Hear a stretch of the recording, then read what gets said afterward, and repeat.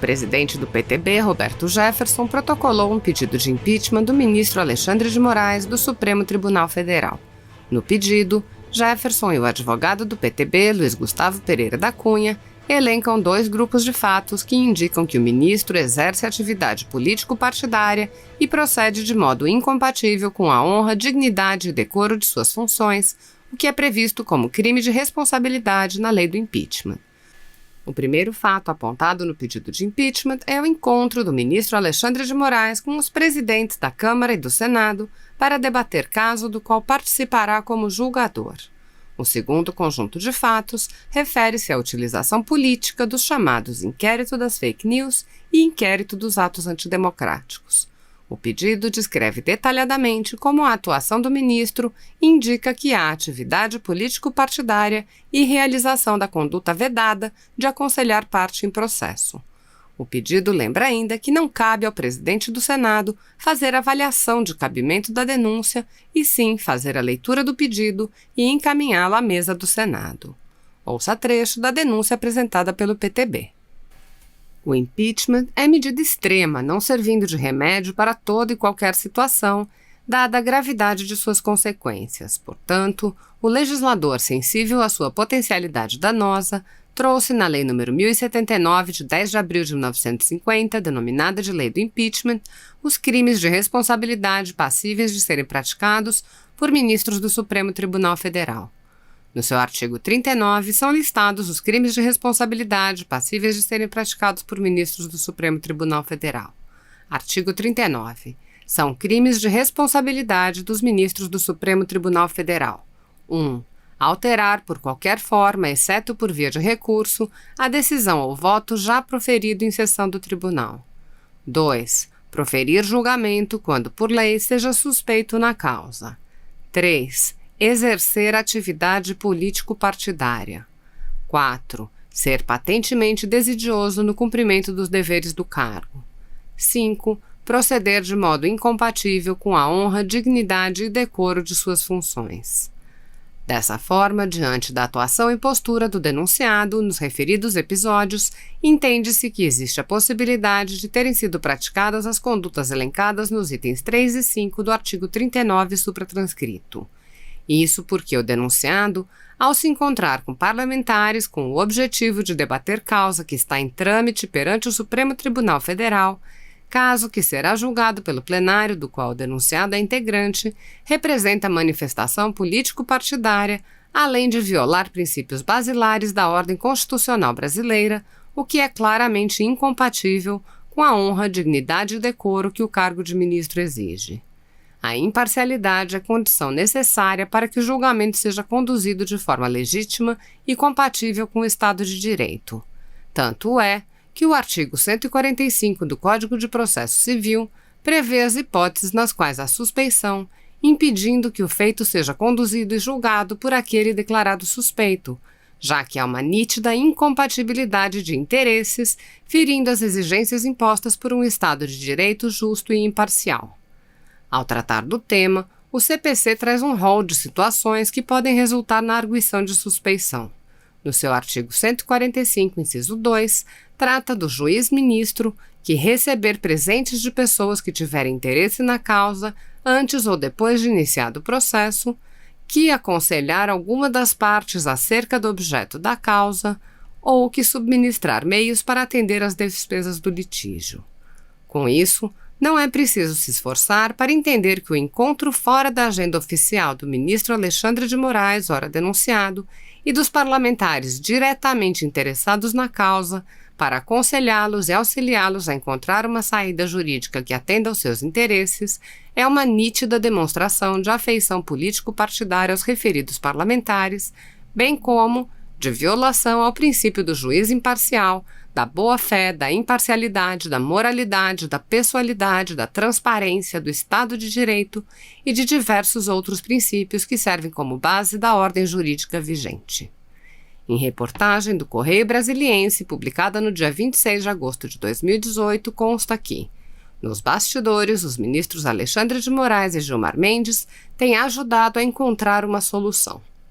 O sítio Antagonista publicou em 25 de agosto de 2020, na matéria intitulada Pode isso, Alexandre de Moraes, que, abre aspas, a CNN revelou ontem que, enquanto Brasília estava mergulhada na votação do veto de Jair Bolsonaro a reajuste de servidores, Davi Alcolumbre e Rodrigo Maia se mandaram para São Paulo em avião da Força Aérea Brasileira para conversar com o ministro Alexandre de Moraes do STF. Na pauta do encontro estava o plano dos dois de rasgarem a Constituição e os regimentos internos da Câmara e do Senado para continuarem no comando do Congresso por mais 2 anos. Fecha aspas. Já a CNN, em matéria pública no dia 25 de agosto de 2020, afirmou que, abre aspas, no jantar em São Paulo, do qual participaram o presidente do Senado, Davi Alcolumbre, da Câmara, Rodrigo Maia, e o ministro do Supremo Tribunal Federal, Alexandre de Moraes, na semana passada, para tratarem da reeleição de Maia e Alcolumbre, a avaliação foi a de que é preciso unificar a tese jurídica para ambos, mas que ainda assim há dificuldades no STF para que ela prevaleça. A leitura no jantar foi a de que é preciso defender uma tese de que presidentes da Câmara e do Senado podem se reeleger uma vez ao cargo e abandonar a tese defendida até então por Alcolumbre de que um senador pode se candidatar à reeleição à presidência da mesa em qualquer momento dentro do mandato de 8 anos. Fecha aspas.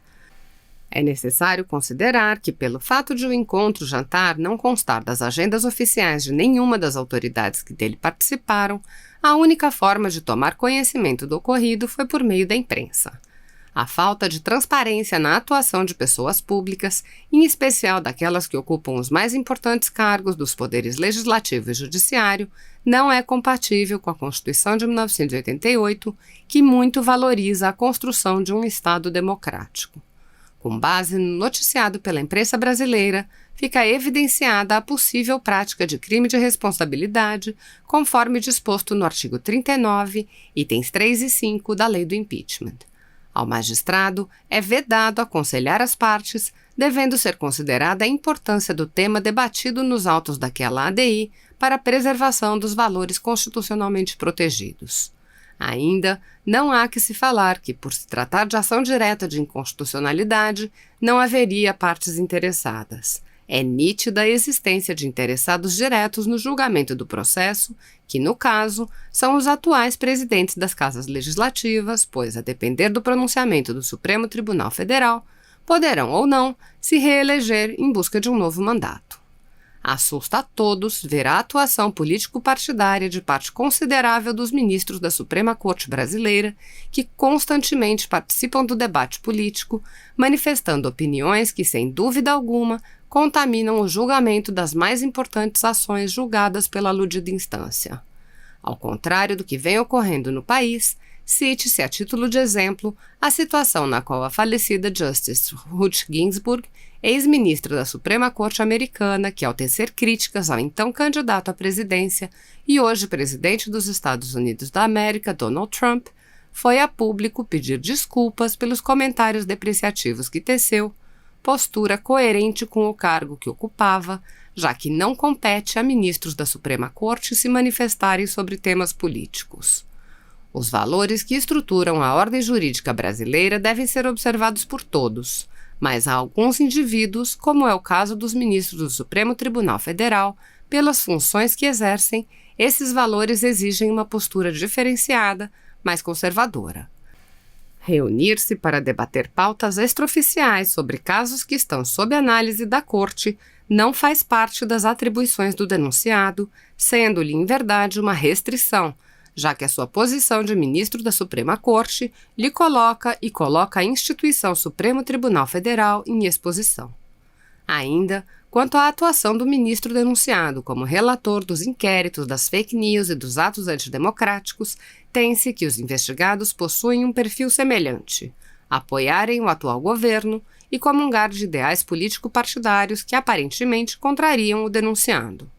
Os investigados que sofreram as medidas restritivas de direitos mais graves e abusivas em ambos os inquéritos são apoiadores do presidente da República e possuem valores tidos pelo ministro denunciado como extremados, já que sempre estão na mira dos inquéritos, que, além de tudo, é utilizado como um instrumento de intimidação.